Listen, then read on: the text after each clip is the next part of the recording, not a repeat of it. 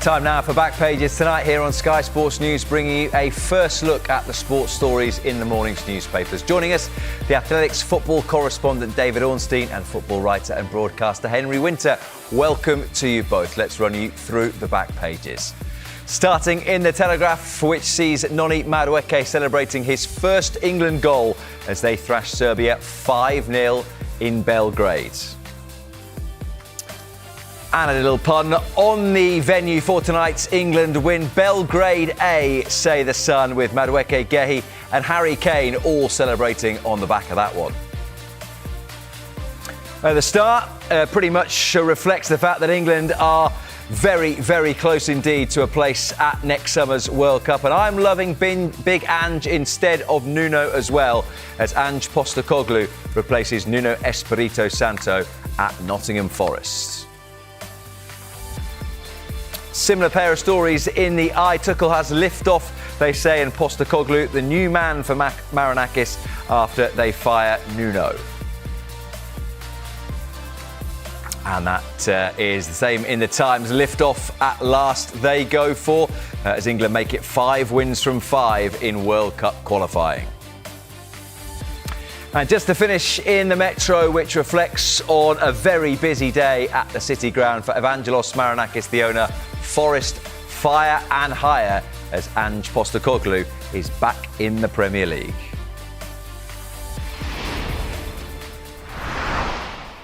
It is good evening to David and it is good evening to Henry. And David, I'll not try and be too clever. I'll just parrot you the headline in the Telegraph. That's more like it, and that is a lot more like it.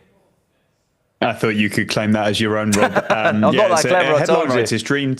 Yeah, indeed. It's a headline writer's dream tonight because there's a fantastic England performance that has been long awaited. And they delivered.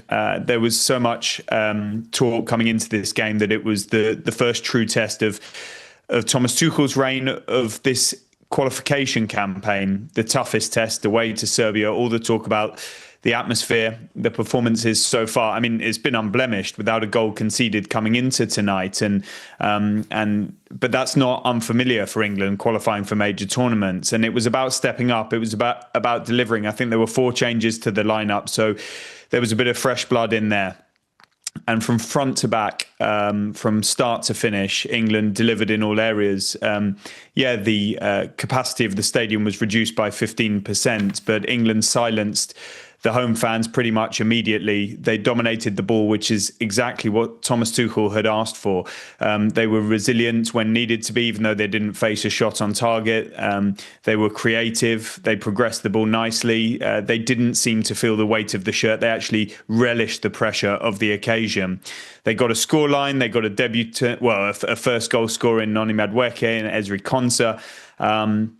And I don't think there's much to complain about. There's players to come in as well. There are options on the bench. There's depth. And I think England now, who, 5 points away from qualifying with 3 games to go, that's almost certain now that they'll be in the USA, Canada and Mexico next summer. And they're really going to see themselves as title contenders, which is the reason Thomas Tuchel got the job, to win that tournament. That's what his contract's for. And I think there'll be a lot more belief in their ability to challenge after tonight. It's interesting, isn't it, Henry, because you will have covered a lot of qualifying campaigns of England, where it almost feels like a bit of a phony war, because, as David said, there never really feels any doubt that England will get to a major tournament. And as to how much stock you take in the way that England qualify, because as long as they're there, as David says, the job description for Thomas Tuchel is to win the World Cup. Doesn't matter how you get there. Well, England can't be properly judged until they get to the quarterfinals of the World Cup. I mean, you look at the quality of other teams out there. We obviously focus very much on England, and all the headlines will be "It's coming home." And 2 days ago it was "We're staying home." I mean, there's a real mixture. I mean, you look at that Belgrade day; it's a really good headline on the back of the Sun. It was certainly Bell, and it was certainly Grade A. But you just look at the quality that England going to face in difficult conditions out in North America and Mexico, and you look at Argentina, you look at France, you look at Spain. They're outstanding. Brazil as well. So a little bit of perspective is required. But just sort of developing David's point. What was really encouraging was to see partnerships developing over the field, particularly Konsa and Gueye, which I think a lot of people, a lot of England fans have been saying that is England's best partnership, particularly with John Stones and injury doubt. So I didn't understand why Dan Burn played the other day. I think that partnership needs to be embedded. I think anyone who's been watching Elliot Anderson for Forest or the under-21s will know that what a fantastic player he is. And what I liked about him, and just touching on David's point about resilience, when he made the mistake in the first half, when he gave the ball away, he played it blind. He immediately acknowledged it, but then put it to the back of his mind, boxed it off, and just got on with his game. He's terrific like that. I know everyone says he's an 8, but he's, and Tuchel thinks he's an 8, but actually he's shown that he can be a 6. And possibly one of the most encouraging things was England playing with width. We can talk about the fearlessness, but when that's embodied out wide by Madueke playing on the right, and I know Bukayo Saka comes back there for club and country, but Madueke just showed that fearlessness. He was taking his fullbacks on, and when he did turn back inside, Reece James, who was terrific again at right back, was there to support him. So very, very encouraging all over the pitch. But England shouldn't go to the World Cup as one of the favourites. Definitely one of the favourites to get to the last 8, but bigger obstacles lie ahead. Just to focus on the head coach, Thomas Tuchel, David, the I go with Tuchel has liftoff. You both sort of touched on the fact that it has been relatively underwhelming so far, particularly against minnows like Andorra. A lot was made, obviously, of England not appointing an English manager. But I get the sense that probably a lot of the outside noise he doesn't care about, and he cares about it even less perhaps than an English coach might do. And in a way, that might be an advantage. Yeah, he's clearly got a single-minded focus on what he wants to do in whatever job he's in. You saw him come in from PSG to Chelsea. He'd reached the Champions League final at PSG. He went one better by winning it at Chelsea. He's come into the England job. And even when maybe he's spoken a little bit out of turn or not used the right turn of phrase, he sort of apologised, got on with things. He's been very open in his news conferences and interviews, more candid than we're used to seeing at this level, perhaps. He's got an infectious personality, and I don't feel any cynicism so far, really, from the public, across the industry that we work in the media. I think there's such a determination to finally get over that hurdle, and there is a feeling that somebody like Thomas Tuchel gives England the best possible opportunity, whether it be him or a Pep Guardiola, who was also in the frame when he got the job. And I guess tonight, Henry's right. A bit of balance and perspective is needed. There's no point getting carried away. However, I think the importance of it was that, in testing circumstances, they stepped up to the plate, his team. And I think he spoke in the build up to this match, and I can't remember the exact phrase, but it was almost like it's a test of concept. This game was going to be, if his sort of philosophy and what he wants to see from England is going to come to fruition. We want to start seeing it tonight in a very short period. Remember, he didn't start work until the turn of the year, which was quite controversial, and people have scrutinised it, limited the time he's had to work with the squad. But the results have been there in the qualification campaign. Now they'll need to translate it into a major tournament. He's got a really good sidekick in Anthony Barry alongside him, and the players seem to have connected with him early. We've seen Jordan Pickford equal the all-time England record for clean sheets now. And finally, we saw some fullbacks, and it's taken nothing away from somebody of mercurial talent, such as Trent Alexander-Arnold and Kyle Walker before him.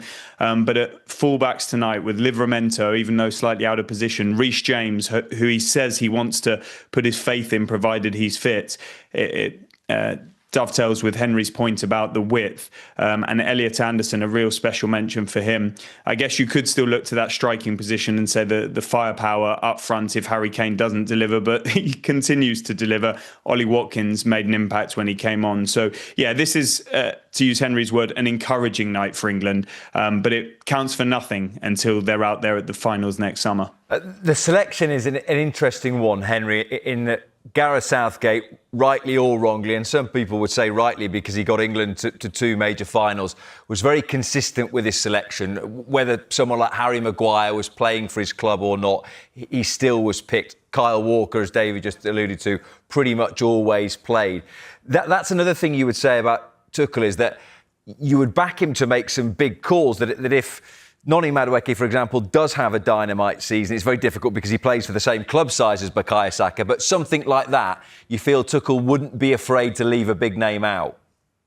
Yeah, I don't think he'll be influenced in any way by sort of headlines or polls or anyone having a rant online. He's very much his own man. I really like that. I think you alluded to Gareth Southgate. He definitely started something with England in terms of progress during tournaments, in terms of removing the fear from the shirt, in terms of improving the culture around England so players really enjoy reporting for duty. And now what England really needed was a skilled tactician, a game manager of Tuchel's calibre, as we saw it, Chelsea in the Champions League final in particular, to get England over the line. Obviously, it's going to be, difficult, in America next summer. But Tuchel's got that ability. And as you say, he can make the big calls and he will call players out in public. I mean, he was not overtly critical of Eze, but just said what a lot of people, England fans, England media saw, that Eze, fantastic player, but he wasn't at his best in the game against Andorra at Villa Park.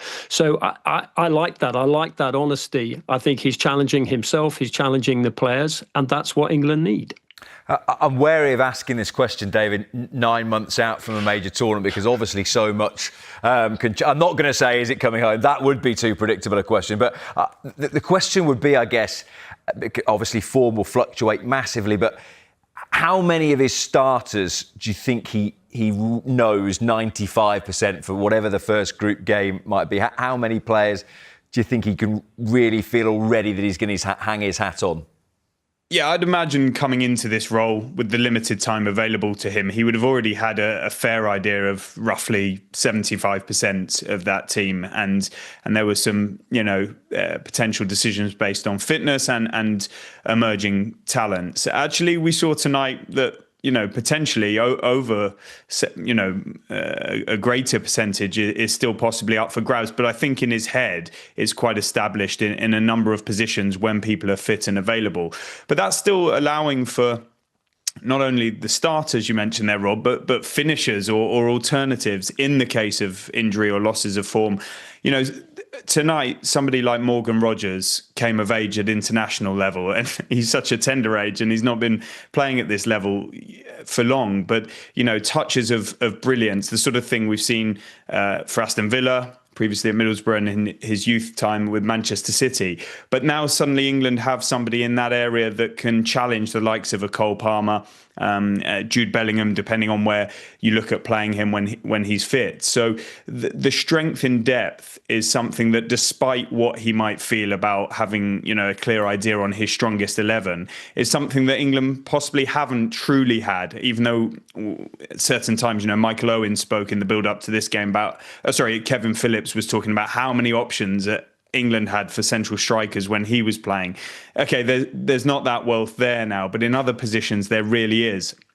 Henry quite rightly points out the strength of the opponents that England might face out there, and we know how they come to the fore at major tournaments. But I do think England have the ability now, with that strength in depth, to give them something really to think about at the World Cup.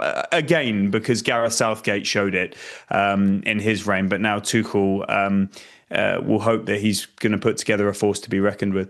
Yeah, an excellent night for England in Belgrade. We will take a quick break there. When we come back, we'll have a look at more of the sports stories in the morning's newspapers, including this in the Metro: Forest, fire and hire, with Ange Postecoglou back in the Premier League.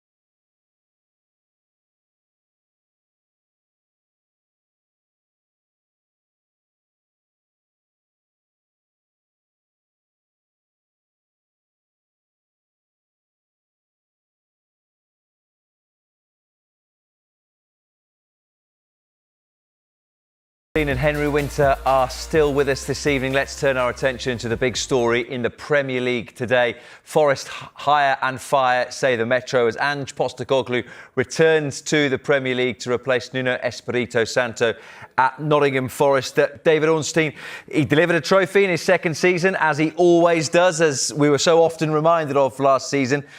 Do you think that Ange Postecoglou has earned the right for another crack at the Premier League? Yeah, absolutely. We saw in his first season at Spurs, there was plenty of potential there. He led them to a decent finish. And he will argue there were a number of factors why they slid down the table in their second season, with injuries in particular. But he's got that European trophy under his belt now. And the expectation at Nottingham Forest will be that he replicates that in the same competition. They're in the Europa League because they're... ambitious owner Evangelos Marinakis is going to be demanding that. Steve Cooper brought them up to the Premier League. Nuno Espirito Santo qualified for them for Europe, and now it's time to go one step better. And Ange Postecoglou had interest from clubs in the Premier League and abroad, and I think he'll have ambitions to be managing at the very top in his career, with no disrespect to Nottingham Forest. And I think this feels like a decent step for him, for sure, for both parties. Now, we can scrutinise in great detail the style shift that Forest could be about to experience from Nuno to Ange Postecoglou, and it's maybe taken many people by surprise, and it may take some time to bed in. And we know with Forest you don't necessarily have a great deal of time, but it's a great opportunity for him to maybe answer some critics and sort of get his managerial career back on track and moving in the right direction. Some quotes from the owner are referenced in the Telegraph, where it says Postecoglou is set Forest trophy target by Marinakis. As a manager, Henry, do you think he's an upgrade on his predecessor? No, I don't think many people would think that. I don't think he's elite level. I guess it depends what Postecoglou Forest get. If they get the slightly savvier, more adaptable, versatile coach that Spurs benefited from in the latter stages of the Europa League, and particularly in the final, and you think of some of his changes in the game, bringing on a centre-half in Danso for an attacker in Williams, changes like that, which we didn't see so much in the Premier League, where it was high line, high risk. Spurs were very open. Was it 22 defeats out of 38? I mean, that's, finishing 17th. That is shocking. So look, in terms of, is he an upgrade? Well, he's got to finish 6th then in the Premier League if he's going to be an upgrade. So look, you wish him and the fans well. I mean, the fans will probably quite like a quiet day. I do have some sympathy for Nuno in terms of what he achieved last season. Obviously, they faded towards the end, and the Leicester game was damaging. But, I mean, you just can't call out your boss in public or in private, really. I mean, it was a very dangerous thing that he did when he criticised Marinakis, who's not I've only met him once, but he doesn't strike me as the type of individual who takes to criticism particularly well in private, and particularly not in public. So, look, I wish Ange well, but as a former Tottenham Hotspur manager, he probably could have done with that Arsenal away as his first fixture. The Premier League always throws up a story like that, doesn't it? David, there's a piece with a lot of detail in the Telegraph from John Percy, a man who has great connections in the Midlands, about the downfall, I guess, of Nuno behind the scenes, his relationship with Edu, the influence of the super agent, I guess you would call him, Kia Jarabchin. It's difficult, isn't it? There are, I guess, two ways of looking at it. That Evangelos Marinakis, I'm sure, will say, I pay the money so I can do what I want. But as an owner, you are inviting the ire of supporters if a change like this from an incredibly popular and successful manager doesn't work. Yeah, that's true. It's a really good and detailed piece by John Percy, and he knows the patch incredibly well and the club. He sort of relays how you started to feel things weren't right during the pre-season training camp in Portugal when Nuno just didn't feel the squad was ready, needed not only recruitment but quality of recruitment, and he may have felt that it came too late with a bit of a splurge just as the season got going, and nobody can fault Marinakis for the amount of investment that's gone into this squad, but but clearly, there were some issues there. You mentioned Edu as the sort of global head of football that's come in, and John Percy's piece suggests that Nuno simply didn't rate him as being good enough and up to the job. And there will be some hurt among the Forest fan base, who appeared to be incredibly fond of Nuno, and understandably so. He led them to Europe for the first time in 30 odd years, and that 7th place finish. But they experienced pain when Steve Cooper left, and Cooper did a brilliant job to bring them up to the Premier League and maintain their status in the first season before that relationship went wrong. The piece also outlines how there has been stability despite some early chopping and changing. It's only 2 managers now in 4 years, and they'll hope to continue an element of stability under Ange Postecoglou. What they've seen with the Cooper to Nuno transition is that things can get better. And if they do again, we've seen this with many clubs over the years, like when Nigel Adkins left Southampton and their fans were in uproar. Pochettino came in and they did better. So they'll hope for sort of a similar pattern and upturn this time round. Let's just touch on a couple of big-name strikers in the Premier League. Erling Haaland, just a 5 for him, Henry, as Norway score 11 against Moldova. And the Egyptian FA this evening have confirmed that Omar Mamouche has bruised his knee ligaments in their World Cup qualifier. I mean, every time the Manchester derby is played, it is big, but it feels significant already, even at this early stage of the season. Yeah, Erling Haaland. I mean, that's not a football score. I think that's my other sports are terrible, but that feels like a squash score or a badminton score that they've run up there. And we were talking the other day about, the minnows make life difficult. And we were trying to sort of justify England's performance against Andorra. Well, Haaland and Norway certainly ended that argument. Yeah, I mean, that's very frustrating for them and Mamouche as well. But to see Haaland in this sort of form you're just waiting for him to really take off this season, and it looks like he's done it with his international team. And when he gets that service at Manchester City, he's bound to there as well, because he's such a fabulous player. Just to finish with Alexander Isak, David, he says, not everyone has the whole picture over my Newcastle departure. He was in action for the first time this season for his country against Kosovo as they were beaten 2-0 on Monday. You probably have a clearer picture than a lot of people about his Newcastle departure. Do you think that what's been seen in the media is an accurate reflection of what's happened? I think a lot of water has gone under that bridge, and maybe only in time, if at all, we will learn the exact picture. And it was a very delicate and divisive an emotional subject over the summer, with what seems to have gone on from Alexander Isak's perspective and how Newcastle view events that go back more than a year to sort of perceived contract promises and withdrawals and statements of intent from him behind the scenes that weren't sort of reciprocated by Newcastle. In his view, Newcastle paying him handsomely and being under contract until 2028. And I think it did get clearly acrimonious. He didn't play at all in pre-season, wasn't training with the first team squad. But maybe it's the best thing for everybody. I'm sure Newcastle will move on with a stronger squad and benefiting financially from the money generated from his sale, and he'll hope to go on and have a really good career at Liverpool. It needs to pick up with Sweden, because that's a blow to their qualification hopes, in sharp contrast to what you mentioned there on Norway, who could be heading to the first World Cup or major tournament of theirs for quite some time. Yeah, what I'll say, Henry, on those other sports you're referencing, it feels like the first morning of the Ashes, doesn't it? 11-1. England in a little bit of trouble with a wicket early on. Let's just quickly, before we go, just to show you one other story in the Telegraph. Team USA left red-faced at £48 McIlroy T-shirt howler, a Ralph Lauren design, which appears to show one of the key men for Europe, Rory McIlroy, as the man on that T-shirt. David, Henry, thank you very much indeed. A quick reminder that if you missed any of tonight's show, there is a chance in the Back Pages podcast. It's also at 1:30 throughout the course of the night. Download Back Pages on Apple, Spotify, wherever you get your podcasts. For that, tomorrow night, it's Ihsan Khan and Charlie Wyatt for Back Pages. We will hear from Thomas Tuchel next as England smash Serbia.